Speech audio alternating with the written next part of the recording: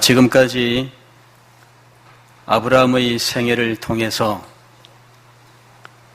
하나님께서 어떻게 그의 삶을 인도하셨는지에 대해서 생각을 했습니다.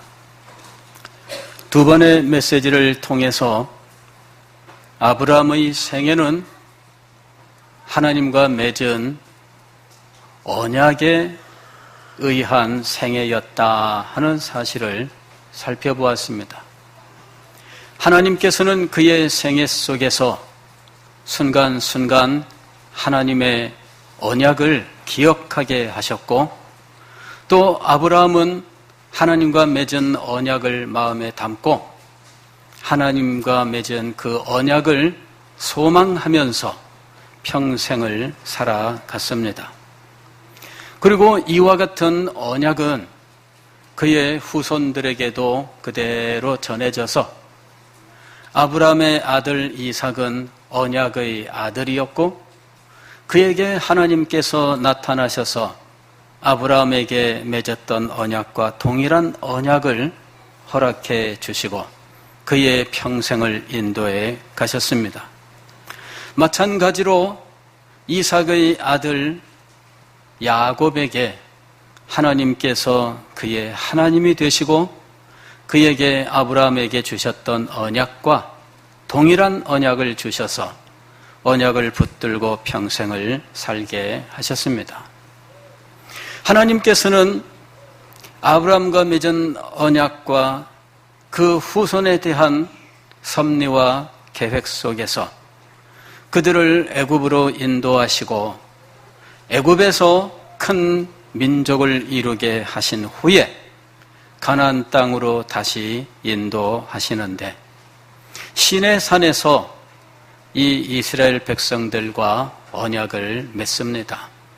그 언약은 나는 너희를 애굽 땅에서 구원하여 낸 여호와로라. 하나님께서 그 백성의 하나님이 되신다는 사실을, 그리고 그것을 언약으로 맺었습니다. 이것을 우리는 시내산 언약이라고 부르는 거예요.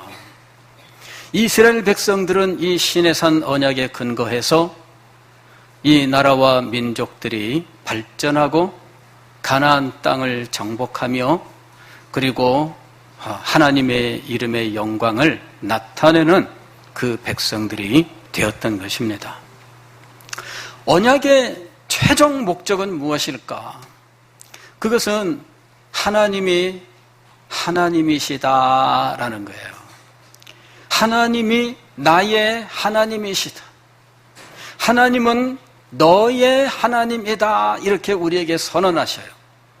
그리고 우리는 하나님을 향해서 하나님은 나의 하나님입니다. 이렇게 고백을 하면서 사는 거예요.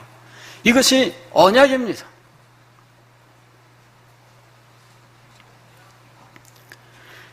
여러분, 요한계시록 21장 2절 말씀을 보면, 내가 들으니 보좌에서 큰 음성이 나서 이르되 보라, 하나님의 장막이 사람들과 함께 있으매 하나님이 그들과 함께 계시리니 그들은 하나님의 백성이 되고 하나님은 친히 그들과 함께 계셔서 모든 눈물을 그 눈에서 닦아주시니 라고 말씀하시죠.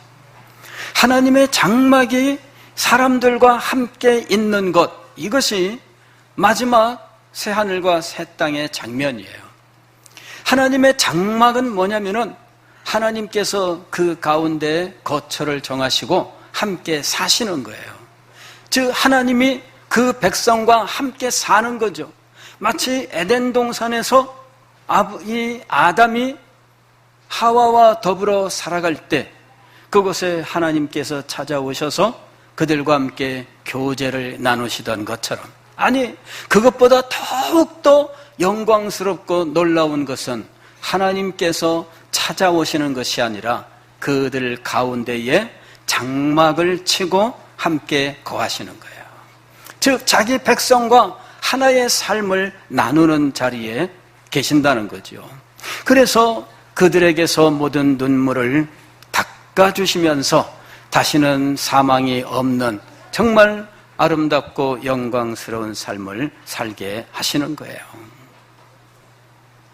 언약은 최종 목적이 하나님이 우리의 하나님이 되시는 거예요. 창세기 17장 7절 하나님께서 아브라함에게 하신 말씀입니다. 내가 내 언약을 나와 너 및 네 대대 후손에게 세워 영원한 언약을 삼고 그랬어요. 나와 너 그리고 내 대대 후손 사이에 영원한 언약을 세우시는데 너와 네 후손의 하나님이 되리라 그랬어요.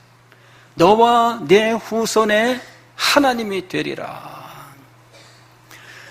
언약의 핵심은 하나님이 우리의 하나님이 되시는 거예요. 아니, 당연한 말씀 아닐까요? 우리는 이렇게 생각해요. 그러나 하나님이 진정으로 여러분의 하나님이 되셔요? 진정으로 하나님이 여러분의 하나님이 되십니까? 여러분의 인생에는 하나님 이외에 없습니까? 하나님이 여러분의 소망이 되십니까? 하나님이 여러분에게 유일한 위로가 되십니까? 하나님께서 여러분의 왕이 되십니까? 여러분은 하나님의 음성을 듣고 그 음성을 기뻐하고 즐거워하며 하나님 앞으로 찾아 나오십니까?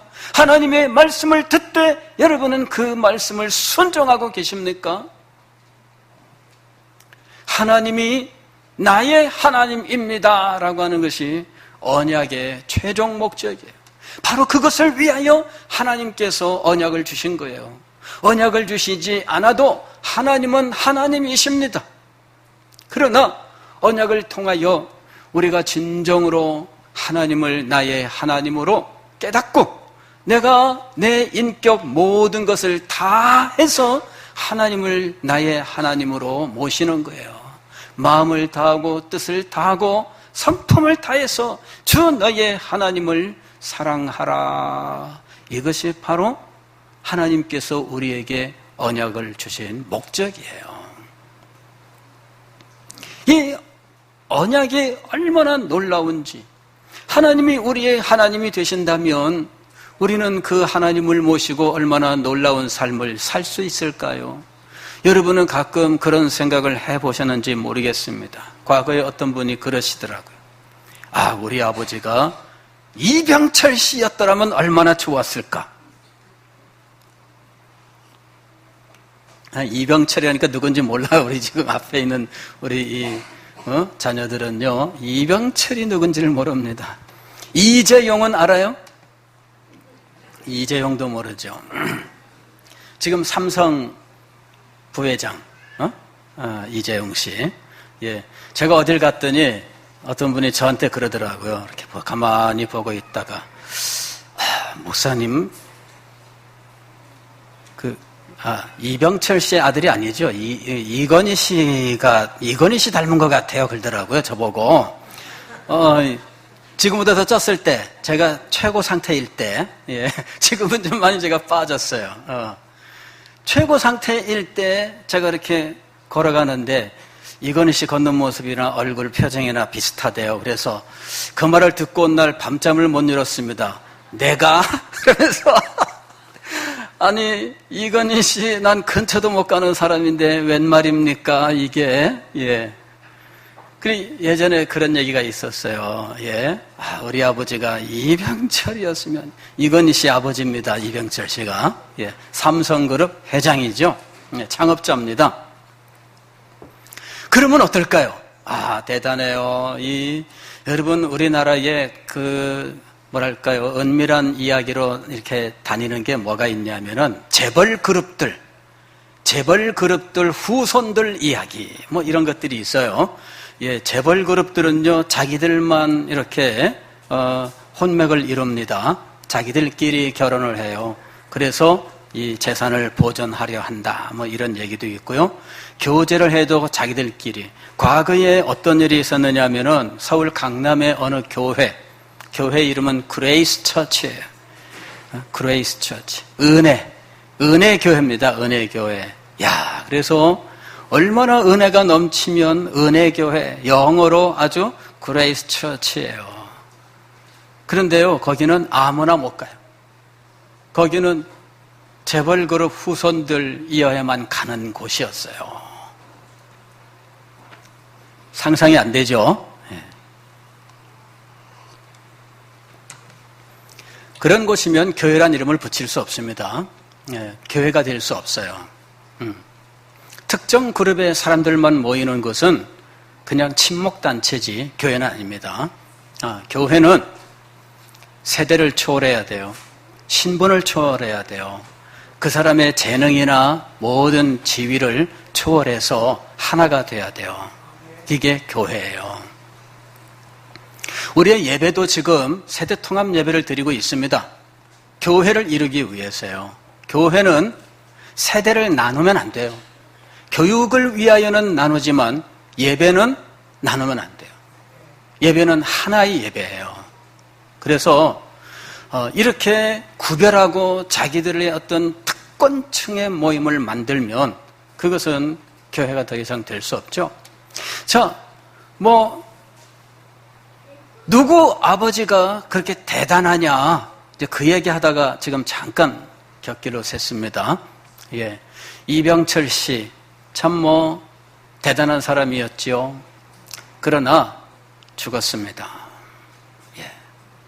죽고 나니까 그냥 묘 하나뿐이지 별거 없어요. 묘를 의리하게 만들었으면 그러면 성공했다 말할 수 있을까요? 예. 그러나 아무리 대단해도 저 죽는 인간에 불과해요. 그런데 하나님께서 나타나신 거예요. 그리고 우리에게 말씀하셨어요. 나는 너의 하나님이다. 아브라함의 생애 속에서 하나님께서 아브라함에게 나타나셔서 말씀하십니다. 그리고 아브라함은 하나님을 자기의 하나님으로 진정으로 깨닫고 이 하나님이 어떤 분이신지를 깨달아가는 삶을 살았어요. 무엇을 통해서? 언약을 통해서. 하나님께서 아브라함에게 계시하셨던 당신 자신은 지극히 높으신 하나님이었어요. 멜기세덱을 만났을 때 아브라함은 자신이 부름을 받은 자신을 부르신 하나님이 지극히 높으신 하나님이라고 하는 사실을 알게 되었어요. 그리고 창세기 17장 1절에서 하나님께서 아브라함에게 나타나셔서 나는 전능한 하나님이다 이렇게 말씀하셔요. 나는 전능한 하나님이다. 그러시면서 내년 이맘때 너에게 아들이 있을 것이다. 전능하신 하나님이시니까 능치 못한 일이 없습니다. 아브라함은 전능하신 하나님의 계시를 받아요. 그리고 그의 삶 속에서 전능하신 하나님을 깨달아요.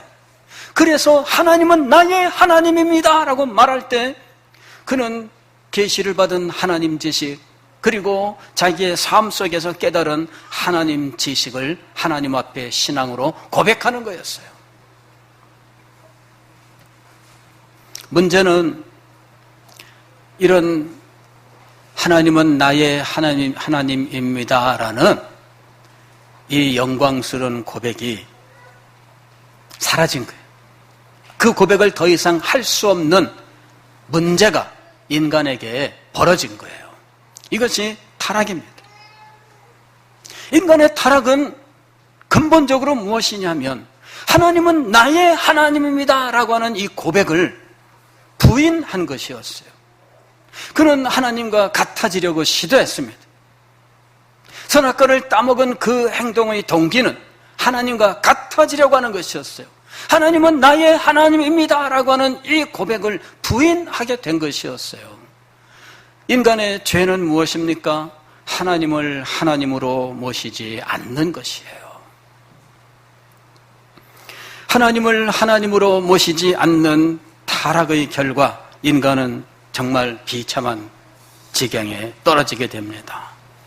오늘 우리가 읽은 로마서 8장 1절 2절 말씀 보면 그러므로 이제 그리스도 예수 안에 있는 자에게는 결코 정죄함이 없나니 이는 그리스도 예수 안에 있는 생명의 성령의 법이 죄와 사망의 법에서 너를 해방하였음이라 하고 말씀합니다. 여기 보면은 무서운 말이 두 개 등장합니다. 하나는 정죄라는 말이에요. 정죄. 정죄라고 하는 것은 뭐냐면은 재판장이 최종적으로 재판 결과를 선포하는데 이것을 선고라고 이야기를 해요. 그런데 재판장이 최종적으로 재판 결과를 선고할 때 유죄 판결을 내리는 것이 정죄입니다. 죄가 있다 이거죠. 죄가 있다. 여러분, 재판받는 사람들은요 굉장히 답답하고 고통스러운 기간을 보내게 돼 있어요. 이 결과가 어떻게 나올까 조바심을 갖고요. 특별히 형사재판, 즉 죄가 얼마나 있느냐, 죄에 대하여 벌을 얼마나 받아야 되느냐, 이거를 결정하는 자리는 정말 무서운 거예요. 그런데 조마조마 재판장의 말을 듣고 있는데 재판장이 뭐라고 얘기하냐면은 피고 장호익은 유죄 딱 그러는 거예요. 그럼 그냥 모든 소망이 다 끊어지는 거예요. 이게 정죄입니다. 그래도 한 가닥 기대를 가졌는데 피고 장호익은 유죄하게 되면 완전히 무너지는 거죠. 그 잘난 사람들도 정죄를 당하게 되면은 무너져요. 그리고 왜 유죄인지 하나하나 읽어가면서 이렇기 때문에 징역 몇 년에 추징금 얼마에 이렇게 이제 그 벌을 이야기하면 정말 정신이 하나도 없죠. 그게 정죄예요. 오늘 성경을 보게 되니까 정죄에 대해서 말씀을 하고 있어요. 그런데 이 정죄받은 사람에 대하여 또 하나 무서운 말이 등장하는데 이게 2절에 나오는 거예요. 죄와 사망의 법이라고 하는 거예요. 죄와 사망의 법. 이건 뭐냐면은 죄와 그로 말미암은 죽음, 요 문제를 다루고 있는 법이에요. 그러니까 이 법은 우리를 죄인으로 그리고 우리에게 사망을 선포하고 있어요. 그 법 가운데 살고 있어요. 그래서 우리는 죄와 사망의 법으로 말미암아 정죄를 받은 상황에 있다는 거죠. 이것이 하나님의 언약을 깨뜨리고 하나님을 나의 하나님으로 모시지 않고 하나님과 같아지려고 시도했었던 타락의 결과 임하게 된 비참한 상황이에요. 죄와 사망의 법에 따라서 정죄를 받았어요. 너는 죄인이다. 그러므로 사망, 죽음이 선포되었어요. 여러분, 죽음이 선포되었다고 하는 것은 굉장히 무서운 거예요. 저도 무서워서 그 영화는 안 봤어요. 사형수가 사형당하기 48시간 동안의 그 시간을 묘사한 영화가 있다 그러더라고요. 본 분 계세요? 그거 보신 분? 무서워요. 그래서 안 봤습니다. 예. 어떻게 48시간 후에 죽는 걸 알면서 한 시간 지나가는 그 시간을 견딜 수 있을까? 한번 생각을 해보세요. 얼마나 무섭겠어요. 그러면서 얼마나 많이 뉘우쳤겠어요. 근데 그 뉘우침도 알고 보면은 이 형벌을 면하기 위한 뉘우침이 있고요. 근본적으로 자신의 잘못된 것에 대한 뉘우침이 있어요. 성경이 우리에게 요구하는 뉘우침은 무엇이냐? 단지 이 잘못을 모면하기 위한 뉘우침이 아니라 자신의 근본 잘못을 회개하고 정말 하나님 앞에서 자기의 추하고 더러운 것을 회개하는 뉘우침, 이것을 성경이 요구하고 있는 거죠. 자, 어쨌든 이 사망의 선고가 내려졌고 집행의 순간이 다가왔는데 48시간 전부터 이 사람을 비추는 영화예요. 나중에는요, 교수형을 당하러 한 걸음 한 걸음 복도를 걸어가는 그래서 이건 너무 무섭다. 보지 말자. 그게 죄와 사망의 법에 따라 정죄함을 받은 우리의 모습이에요. 그런데 이런 정죄받은 자의 삶에 대해서 로마서 7장에서 실감나게 말씀을 하고 있습니다. 오늘 로마서 7장 24절 말씀을 보면 이 절망적인 상황에 대한 말씀이 나와요. 오호라 나는 곤고한 사람이로다. 이 사망의 몸에서 누가 나를 건져내랴. 이 사망의 몸은 무엇을 말하느냐 하면 죄와 사망의 법에 따라 정죄받았는데 그 정죄 속에서 어쩔 수 없는 한계를 가지고 죄 속에 살아가는 자신의 모습을 말하는 거예요. 이게 죄와 이게 사망의 몸이에요. 사망의 몸. 이 사망의 몸의 상태는 굉장히 당혹스러운 것이에요. 7장 15절 말씀을 보면 이렇게 되어 있습니다. 내가 행하는 것을 내가 알지 못하노니 나도 왜 이러는지 모르겠다 그 말이에요. 나도 왜 이러는지 모르겠다.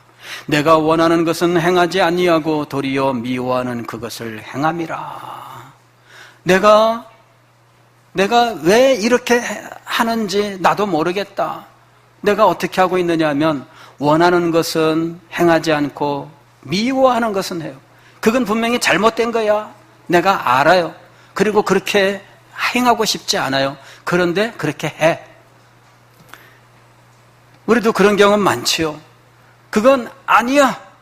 난 분명히 알아요. 그런데 그렇게 해. 내가 원하는 대로 할 수 있었다면 나 전교 1등입니다. 그러지 않겠어요? 아니 난 정말 밤새서 공부할 거야. 무슨 책, 이 책만 공부하면 나는 최고야. 이래가지고 저도 책 많이 샀습니다.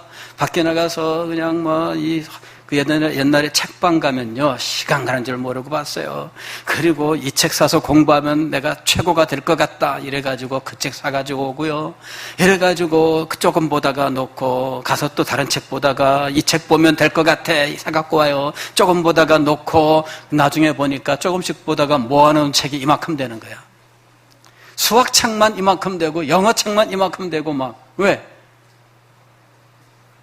내가 원하는 대로 할 수 있었다면 난 전교 1등이고 난 정말 전국 수석이죠.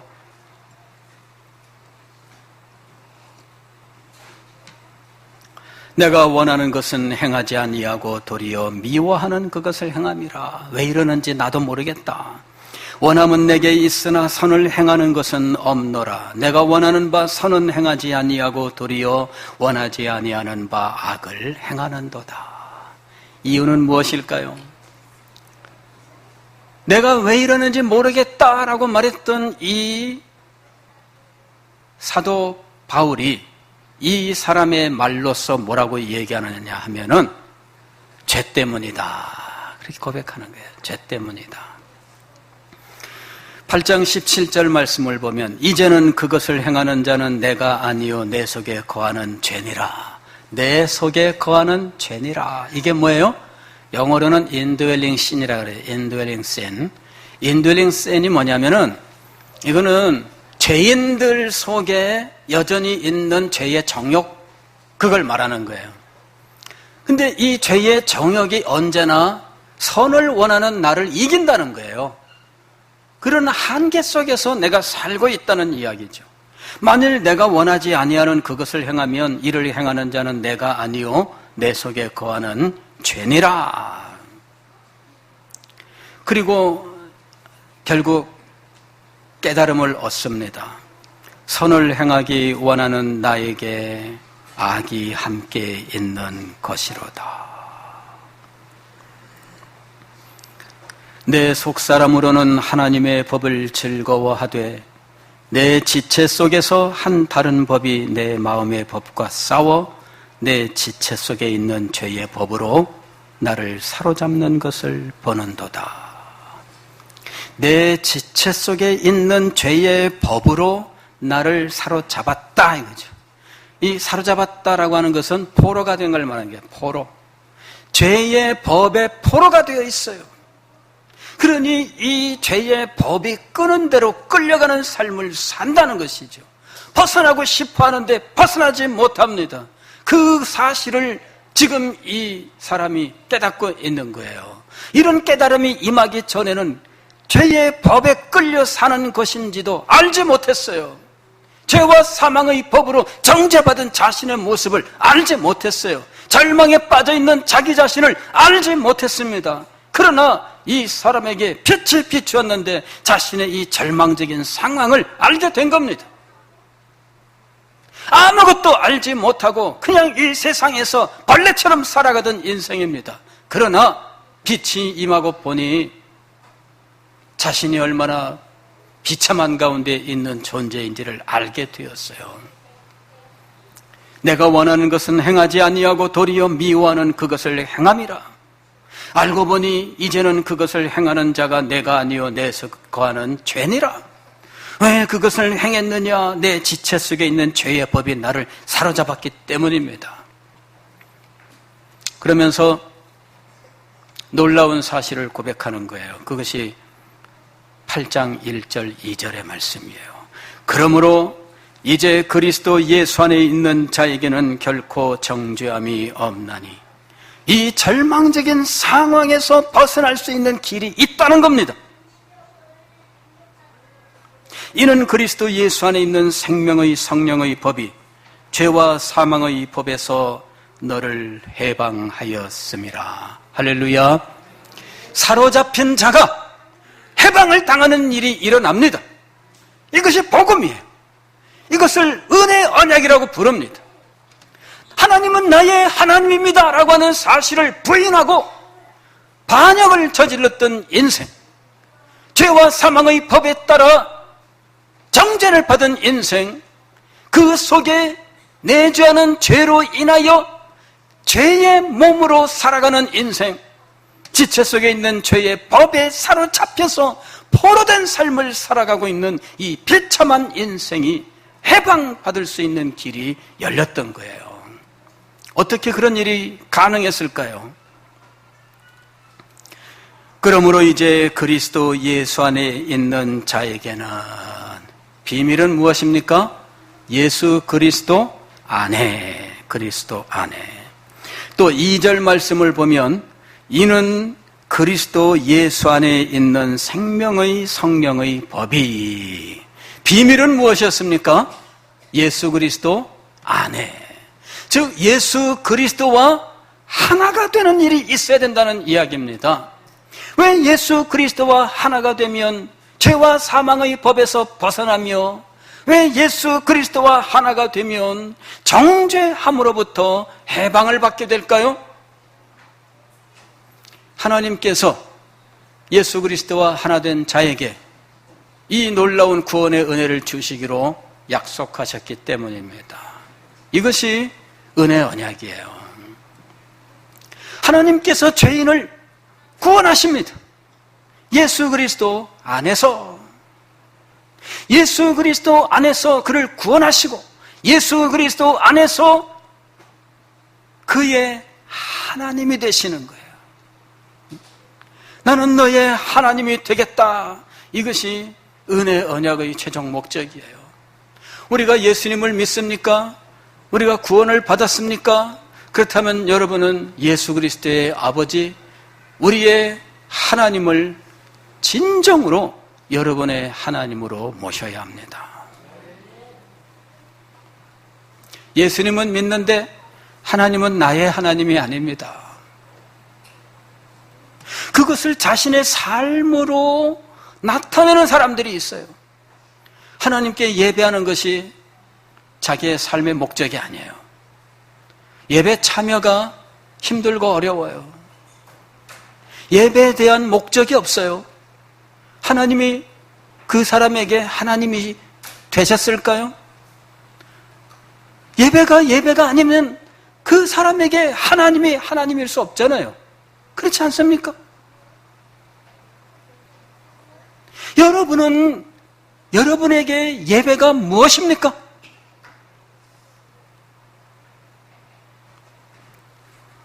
여러분에게 찬송이 도대체 무엇이에요? 도대체 하나님이 여러분의 진정한 하나님이 되시기는 한 겁니까?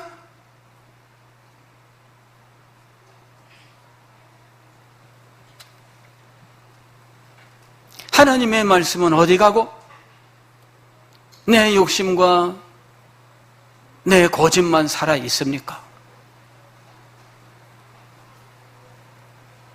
하나님께서 명하신 그 거룩함은 어디 가고 왜 나에게 이 추하고 더러운 것만 있는 것입니까? 도대체 하나님이 여러분의 하나님이십니까?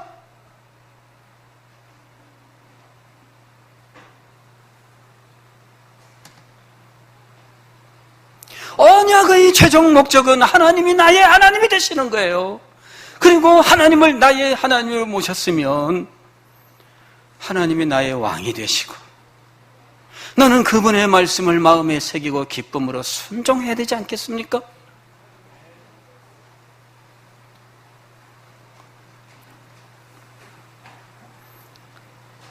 하나님의 은혜의 열매는 먹고 싶으나 하나님을 나의 하나님으로 모시고 살고 싶지는 않다.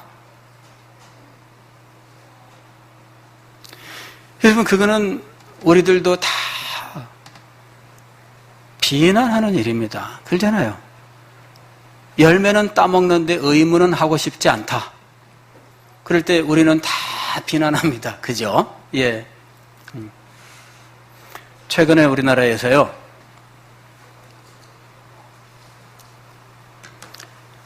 심각한 사회 문제라고까지 말할 수 있을지는 모르겠지만 미국에서 어떻게 부모님이 미국 가 있는 동안에 이 아이를 낳아서 나중에 커서 미국 국적을 선택하느냐 한국 국적을 선택하느냐 이러는 이제 결정을 해야 되는 시기가 이제 오게 됐는데 군대 가기 싫어서 미국 국적을 선택했다 하는 사람들이 많이 늘었대요. 1년에 한 4,000명 이렇게 된대요. 근데 이 사람들이 군대 가기 싫어서 미국 국적을 선택을 했는데 한국에서 모든 혜택은 받고 싶은 거예요. 최근에 그 가수 유승준이라고 하는 친구가 이제 미국 국적 선택하면서 우리나라에서 이제 가수 활동을 못하게 됐어요. 계속해서 우리나라에 와서 가수 활동할 수 있게 해달라 이렇게 요청을 하는데 결과가 최종 결정이 어떨지 모르겠어요. 가수 활동을 해달라. 그게 뭐냐면은 노래를 부르게 해달라가 아닙니다. 가수 활동을 하게 해달라는 무슨 말이냐면 돈 벌게 해달라 그 말입니다.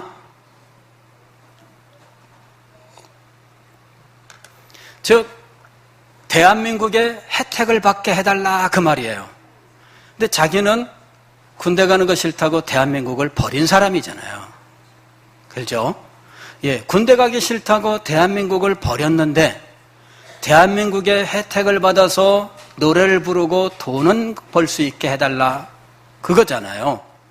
그래서 감정이 안 좋아요. 그럴 수 없다. 이 사람 받아주면 안 된다. 굉장히 지금 여론은 안 좋습니다. 생각하면 불쌍하지요. 한 번의 이 선택이 얼마나 이 무서운 결과를 가져왔는지 안타깝지요. 그러나 이걸 어떻게 해야 되겠습니까? 우리가 하나님을 섬기는 게 비슷해요. 하나님에게서부터 구원은 받고 싶어요. 하나님이 베푸시는 은혜는 받고 싶어요. 하나님께서 주시는 평안과 보호는 받고 싶어요. 하나님께서 주시는 모든 복은 받고 싶어요. 그러나 내 마음대로 살고 싶어요.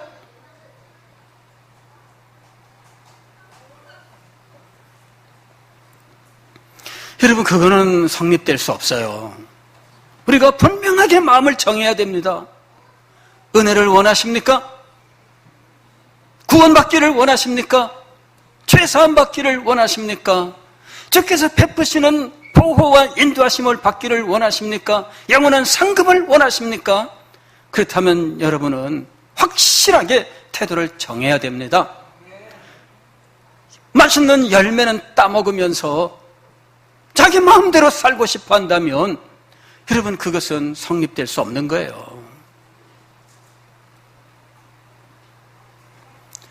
언약의 최종 목적은 하나님이 우리의 하나님이 되시는 거예요. 즉, 복음의 최종 목적은 하나님이 우리의 하나님이 되시는 거예요. 그래서 예수 그리스도를 믿었다면 그는 하나님을 자기의 하나님으로 모시고 진지해져야 됩니다. 하나님을 모시는 것은 장난이 아니에요. 하나님을 하나님으로 섬기는 것은 꽃놀이가 아닙니다. 이는 엄숙한 일이에요. 여러분의 인생 전부를 걸어야 되는 일입니다. 왜냐하면 이것이 여러분의 영원한 복락과 직결되는 문제이기 때문입니다. 사랑하는 성도 여러분, 하나님이 우리의 하나님이 되신다고 하는 사실은 우리가 이 세상에서 살든지 혹은 이 세상에서 우리의 생명이 끝나든지 우리에게 무한한 위로를 주고 우리에게 무한한 용기를 주는 사실이에요. 하나님이 나의 하나님이시라면 죽은들 그것이 무엇이 두렵겠으며, 하나님이 나의 하나님이시라면 이 세상의 거센 풍랑이 무슨 염려가 되겠습니까? 그래서 하나님을 자신의 하나님으로 모신 백성은 복이 있도다. 그는 사나 죽으나 낙심하지 아니하고 주님 안에서 위로를 얻으며 용기를 얻으며 살아갑니다. 사랑하는 성도 여러분, 하나님이 여러분의 하나님이 되셨습니까? 그렇다면 진정으로 하나님과 언약을 맺은 언약의 백성입니다. 그 언약을 진지하게 신실하게 지켜가면서 하나님과 함께하는 복을 누리는 여러분이 되시기를 주의 이름으로 축원합니다.